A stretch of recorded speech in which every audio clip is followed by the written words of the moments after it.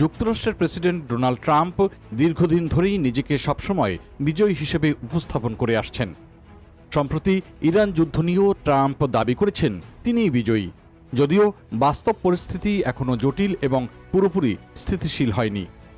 বিশ্লেষকদের মতে ট্রাম্পের এই সবসময় জয়ের দাবি নতুন কিছু নয়। তার রাজনৈতিক ও ব্যবসায়িক জীবনের শুরু থেকেই তিনি নিজের সাফল্যের গল্প তৈরি করেছেন এবং প্রতিকূল অবস্থাকেও জয় হিসেবে তুলে ধরেছেন। কারণ ইরান যুদ্ধের ক্ষেত্রেও একই ধারা দেখা যাচ্ছে। যুদ্ধবিরতি হলেও মধ্যপ্রাচ্যে উত্তেজনা এখনও মোটেই কমেনি।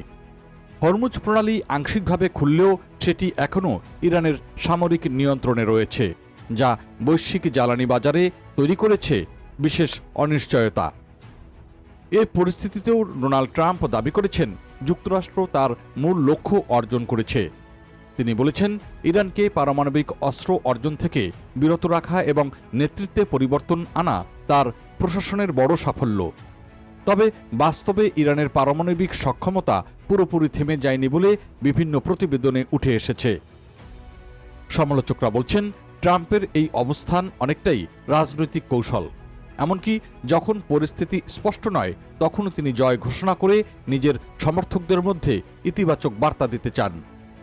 অন্যদিকে রাজনৈতিক বিশ্লেষক ডেভিড কে জনস্টন মনে করেন, ট্রাম্প অনেকটা গল্পকারের মতো নিজের বাস্তবতা তৈরি করেন।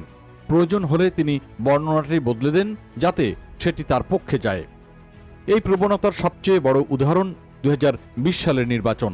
ওই নির্বাচনে পরাজিত হওয়ার পরও ট্রাম্প ফলাফল মেনে নেননি এবং বারবার নিজেকে বিজয়ী বলে দাবি করেছেন, যদিও আদালতসহ বিভিন্ন সংস্থা সেই ফলাফল নিশ্চিত করেছে। ট্রাম্পের সাবেক উপদেষ্টা জন বোল্টন বলেছেন, ইরান যুদ্ধেও ট্রাম্পের বিজয় ঘোষণা অনেকটা আগেই ঠিক করা ছিল।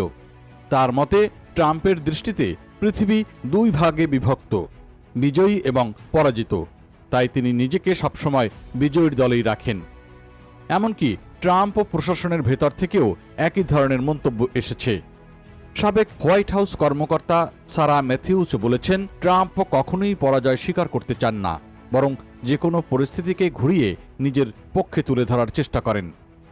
এই কৌশল শুধু রাজনীতিতে নয়, ব্যবসায়িক জীবনেও দেখা গেছে। অতীতে একাধিক ব্যবসায়িক ব্যর্থতা, দেউলিয়াত্ব এবং আইনি চ্যালেঞ্জের পরও ট্রাম্প সেগুলোকে সাফল্য হিসেবে উপস্থাপন করেছেন। রাজনৈতিক বিশ্লেষকরা বলছেন, এই জয় ঘোষণা কৌশল সমর্থকদের মধ্যে আস্থা তৈরি করলেও বাস্তব নীতি নির্ধারণে বিভ্রান্তি সৃষ্টি করতে পারে। বিশেষ করে যুদ্ধ বা আন্তর্জাতিক সংকটের মতো স্পর্শকাতর বিষয়ে এটি দীর্ঘমেয়াদে ঝুঁকি তৈরি করতে পারে। তাদের মতে ইরান যুদ্ধের ফলাফল এখনও পুরোপুরি নির্ধারিত হয়নি। ভবিষ্যতে পরিস্থিতি কোন দিকে যাবে সেটি এখন সবচেয়ে বড় প্রশ্ন।